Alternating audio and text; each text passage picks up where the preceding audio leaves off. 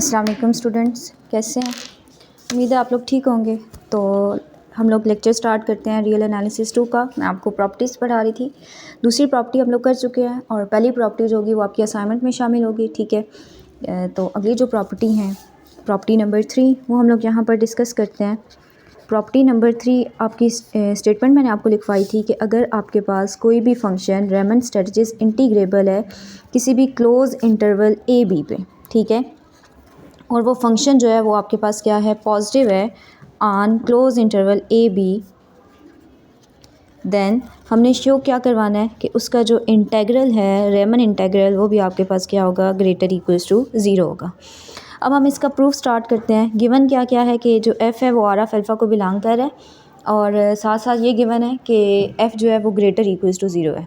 तो गिवन है since F of X greater equals to 0, interval के हर पॉइंट पे वो ग्रेटर इक्वल्स टू 0 है। तो मैंने यहाँ पर एक पॉइंट ले लिया और वो क्या है, X belongs to closed interval of A B. Then जो इसकी सुप्रीमम होगी और इन्फीमम होगी वो भी आपके पास क्या होगी, पॉजिटिव होगी। यहाँ पर कैपिटल एम की उसकी सुप्रीमम है और स्मॉल एम की उसकी इन्फीमम है। फिर हमने डेल्टा अल्फ़ा जो फंक्शन था वो हमने लिया हुआ था कि वो आपके पास इंक्रीजिंग फंक्शन होता है, तो वो भी आपके पास क्या होगा, पॉजिटिव होगा। एंड डेल्टा अल्फ़ा आई लेते हैं, सब्सक्रिप्ट चेंज करने से कोई भी फ़र्क नहीं पड़ता है। डेल्टा अल्फ़ा के greater equals to 0 on close interval to X के -1 टू एक्स के corresponding to any partition of close interval AB. It follows that आपके पास यहाँ पर गिवन है कि एफ आर ऑफ अल्फ़ा को बिलोंग कर रहा है, तो लोअर इंटीग्रल इक्वल होगा अपर इंटीग्रल के। तो it follows that integral A to B F D alpha equal होगा integral minus A to B F D alpha equal होगा A to minus B of F D alpha, ठीक है। अब हम यहाँ पर जस्ट लोअर सम भी उठा सकते, लोअर इंटीग्रल भी उठा सकते हैं, अपर इंटीग्रल भी उठा सकते हैं। तो हम ले लेते हैं take integral A to B F D alpha. ये देखें दोनों बराबर हैं, तो मैं दोनों में से लोअर इंटीग्रल उठा लेती हूँ, माइनस ए से बी एफ डी अल्फ़ा। अब लोअर इंटीग्रल कैसे आता है, जब हम लोग सुप्रीमम लेते हैं किसकी, लोअर सम की। और अपर इंटीग्रल कैसे आता है, जब हम लोग इन्फीमम लेते हैं अपर सम की। जी, तो यहाँ पर हम लोग सुप्रीमम लेंगे किसकी, लोअर सम की। अब फंक्शन ग्रेटर इक्वल्स टू 0 था, उसका लोअर सम और सुप्रीमम वो भी लोअर सम की सुप्रीमम वो भी आपके पास क्या होगी, पॉजिटिव होगी। और यहाँ पर हम ये रिलेशन लिखेंगे कि जो सुप्रीमम होता है वो आपके पास सुप्रीमम ऑफ लोअर सम क्या आ जाएगा कि ये चीज़ ग्रेटर इक्वल आ जाएगी किसके, लोअर सम से। लोअर सम आपके पास लेस हो जाएगा और सुप्रीमम वाली चीज़ आपके पास क्या हो जाएगी, बढ़ जाएगी। लोअर सम कैसे लेते हैं हम लोग, कि जब हम लोग क्या करते हैं कि इन्फीमम को डेल्टा अल्फ़ा के से मल्टीप्लाई करते हैं तो वो आपके पास क्या आ जाता है, लोअर सम आ जाता है। अब यहाँ पर हमारे पास हमने कहा हुआ है कि जो इन्फीमम एम के है वो भी ग्रेटर इक्वल्स टू 0 है, इन्फीमम जो है वो भी आपके पास ग्रेटर इक्वल्स टू 0 है, डेल्टा अल्फ़ा के वो भी आपके पास क्या है, ग्रेटर इक्वल्स टू 0। तो इसका मतलब है ये रिलेशन क्या बन जाएगा, ग्रेटर इक्वल्स टू 0। तो फिर यहाँ से क्या बना कंक्लूजन कि A to B F D alpha क्या आ जाएगा, ग्रेटर इक्वल्स टू 0। और यही हम लोगों ने क्या करना था, प्रूफ करना था। जी, तो उम्मीद है आपको अच्छी समझ आया होगा, ठीक है। यहाँ पर हमने ये वही वाला रिलेशन यूज़ किया है कि जो लोअर सम होता है वो सुप्रीमम से लेस इक्वल होता है। तो पिछली चीज़ बड़ी होगी तो इसलिए ग्रेटर इक्वल का साइन इस्तेमाल किया, और अगर ये ऊपर लिखा होता, ये नीचे लिखा होता तो फिर लेस इक्वल का साइन आता। नेक्स्ट हमारे पास प्रॉपर्टी नंबर 4 है। प्रॉपर्टी नंबर 4 आपके पास क्या है कि if F G belongs to R of alpha on close interval AB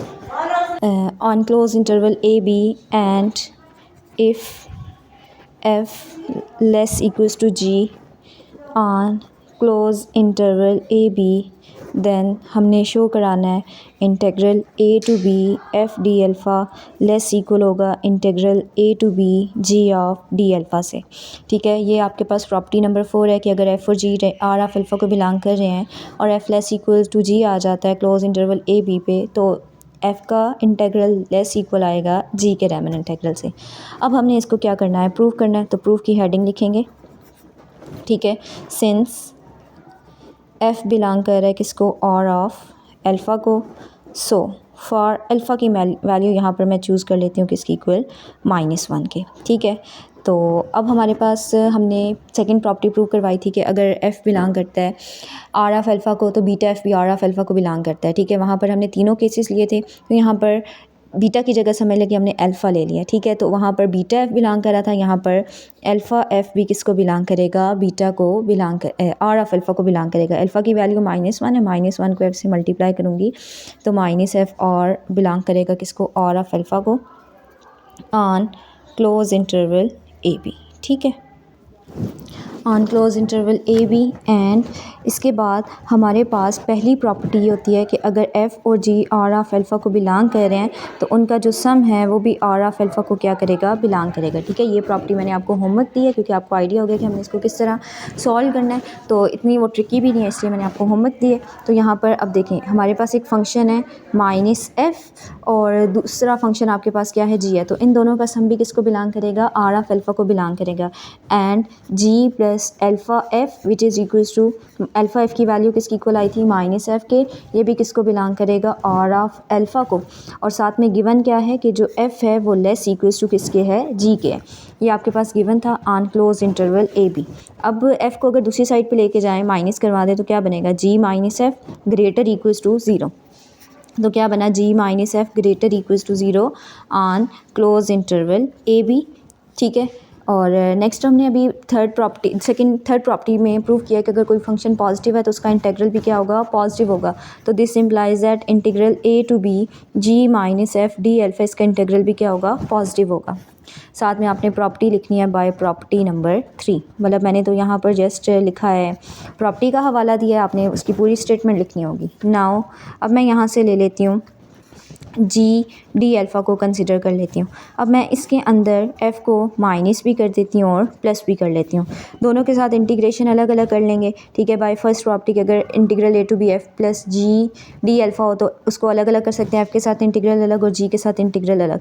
तो समझ लें कि ये फंक्शन अलग है, g -f एक फ़ंक्शन है और f एक फ़ंक्शन है, तो दोनों के साथ क्या आ जाएगा, इंटेग्रल अलग हो जाएगा, g -f d alpha plus a to b f d alpha. अब यहाँ पर क्या होगा कि ये चीज़ हमने इसे बनाई है कि ये किससे ग्रेटर इक्वल है, ग्रेटर इक्वल्स टू 0, और ये वाली टर्म को हम क्या करेंगे, एज इट इज़ उठा लेंगे और यहाँ से क्या आ जाएगा, a to b g d alpha. 0 में इस टर्म को ऐड करूँगी तो ये टर्म खुद ही आ जाएगी, a to b g d alpha greater equals to a to b f d alpha. Next step में क्या होगा कि इसको लिख लेते हैं कि ये चीज़ लेस इक्वल और ये चीज़ ग्रेटर इक्वल है, तो क्या बनेगा, a to b f d alpha less equals to a to b g d alpha. और यही हम लोगों ने क्या करना था, प्रूव करना था कि अगर आपके पास कोई function f less equals to g है तो उसके इंटीग्रल भी आपस में किस रिलेशन के साथ होंगे, लेस इक्वल के साथ ही होंगे, ठीक है। तो ये हमारे पास प्रॉपर्टी नंबर 4 थी। नेक्स्ट आपके पास प्रॉपर्टी नंबर 5 है, प्रॉपर्टी नंबर 5 आपके पास क्या है कि if f belongs to R of alpha on close interval A B and if a less than c less than p। अब इसका क्या मतलब है कि c इसी इंटरवल को बिलोंग कर रहा होगा, देन हमने शो क्या करवाना है कि f बिलोंग करना चाहिए आर ऑफ अल्फ़ा को on close interval A C and close interval of C B, ठीक है। ये हम लोगों ने आर ऑफ अल्फ़ा, एफ जो आर ऑफ अल्फ़ा को बिलोंग कर रहा है किसी भी क्लोज इंटरवल ए बी के लिए, सी जो पॉइंट है वो ए से बड़ा और बी से छोटा है, तो हमने शो करवाना है कि जो एफ़ है वो आर ऑफ अल्फ़ा को बिलोंग करना चाहिए क्लोज इंटरवल ए से सी और क्लोज इंटरवल सी से बी। और साथ साथ नेक्स्ट हमने शो ये भी करवाना है कि integral A to B F D alpha equal आना चाहिए integral A to C F D alpha plus integral c to B F D alpha. ये आपको याद होगा, वैसे भी हम सिंपल इंटीग्रेशन में क्या करते हैं, लिमिट को ब्रेक कर लेते हैं। तो इस यहाँ पर अब हमारे पास हमने यहाँ पर रेमन स्ट्रैटेजीज इंटीग्रेबल के लिए इसको प्रूव करना है, ठीक है, कि एक पॉइंट c होगा तो integral A to B F D alpha is equal to integral A to C F D alpha plus C to B F D alpha. अब हमने इस चीज़ को प्रूव करना है, तो हम यहाँ पर क्या गिवन क्या है कि f बिलोंग कर रहा है आर ऑफ अल्फ़ा को, तो since f belongs to R of alpha on close interval A B, since अगर आर ऑफ अल्फ़ा को बिलोंग करे तो काशी क्राइटेरिया यहाँ पर होल्ड करेगा, तो since for every epsilon greater than 0 there exist a partition capital P there exists a partition capital P of close interval a b such that क्या होगा कि अपर सम में से लोअर सम को माइनस करें तो इनका डिफरेंस किससे लेस आता है, एप्सिलॉन से लेस आएगा। अब मैं यहाँ पर एक नई पार्टीशन डिफ़ाइन करती हूँ पी स्टैटिक कि उसके अंदर पार्टीशन पी के अंदर मैं एक एलिमेंट के साथ इसका यूनियन ले लूँगी और वो क्या होगा, सी होगा। ठीक है, देन उस केस में हमारे पास क्या होगा कि then u of partition p static f of alpha minus l of p static f of alpha किससे लेस आ जाएगा, एप्सिलॉन से लेस आ जाएगा। ठीक है, maybe p partition p के अंदर पहले से c पॉइंट मौजूद हो, अगर मौजूद नहीं होगा तो हमने उसके फंक्शन के ऊपर इस पार्टीशन को डिफ़ाइन कर लिया और गिवन था कि f आर ऑफ अल्फ़ा को बिलोंग कर रहा है क्लोज इंटरवल a b, मतलब उसकी हर पार्टीशन के लिए वो आपके पास ये काशी क्राइटेरिया क्या करेगा, होल्ड करेगा। तो p के लिए कर रहा है तो p स्टैटिक के लिए भी आपके पास करेगा। अब हम ले लेते हैं late P1 and P2 denote the set of points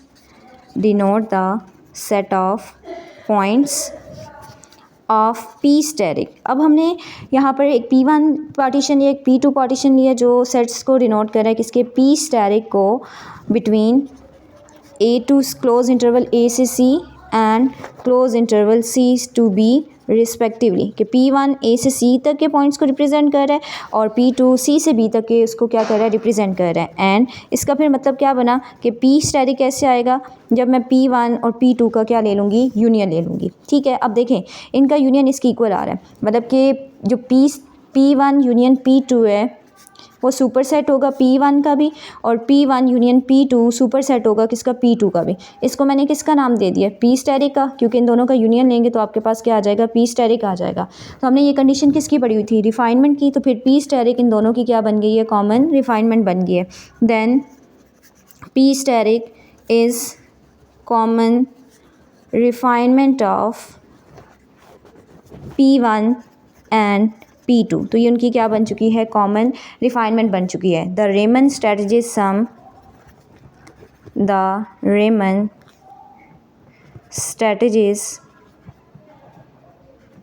some for these partitions are connected as follow, कि हम अब रेमन जो स्ट्रेटजीज़ हैं इन सम को उसको हम किस तरह डिनोट करेंगे। तो देखें पहले जो आपके पास पार्टीशन P स्टैटिक है या वो किस तरह बन गया, P1 और यूनियन P2 से, तो इसका मतलब है उसका अपर सम कैसे बनेगा, u of P static f alpha का अपर सम कैसे बनेगा, जब मैं अपर सम लूँगी पार्टीशन P1 का और उसको ऐड करूँगी अपर सम पार्टीशन ऑफ P2 के, और लोअर सम इसका कैसे बनेगा, L of P static f alpha किसकी इक्वल आएगा, L of P f alpha plus L of यहाँ पर P1 आएगा P2 f अल्फ़ा, कि उसका लोअर सम और अपर सम कैसे आएगा, जब हम दोनों के अलग अलग पार्टीशंस के अपर सम और लोअर सम को ऐड करेंगे। इसको 1 का नाम दे दें, इसको 2 का नाम दे दें। अब हम क्या करते हैं यहाँ पर इक्वेशन 1 माइनस इक्वेशन 2। अब नेक्स्ट हम लोग क्या करेंगे, इनको माइनस कर लेंगे। माइनस करेंगे तो हमारे पास क्या होगा, लेफ़्ट साइड लेफ़्ट में से माइनस होगी, राइट साइड राइट में से माइनस होगी, ऐसे ही होगा। तो यहाँ से हम क्या करते हैं कि u of P1 f alpha, ठीक है, प्लस u, पहले मैं राइट साइड को माइनस करी, u of P2 f alpha minus L of P1 f alpha minus L of P2 f alpha equals to u of P static f alpha minus L of P static f alpha. अब ये चीज़ हमने अभी ली थी कि ये किससे less आ रही है, एप्सिलॉन से लेस आ रही है, तो which is less than epsilon. ठीक है, ये यहाँ से आपके पास टर्म बन गई, तो ये वाली चीज़ मैं दरमियान से स्किप कर दूँगी।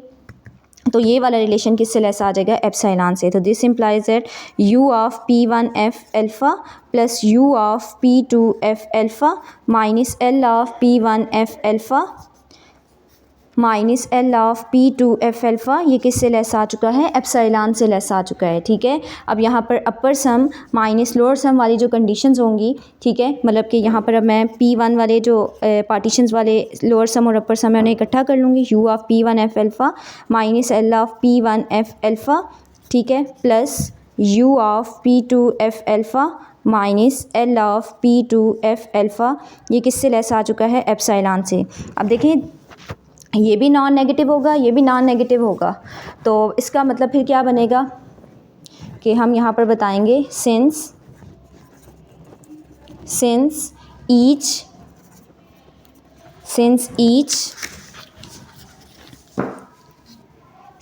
each u of P1F alpha minus L of P1F alpha and U of P2F alpha, क्योंकि अपर सम में से लोअर सम को माइनस करेंगे तो ऑफ कोर्स आपके पास क्या आएगा, नॉन नेगेटिव ही आएगा, मतलब पॉजिटिव आएगा। नॉन नेगेटिव का मतलब क्या होता है, पॉजिटिव। और नॉन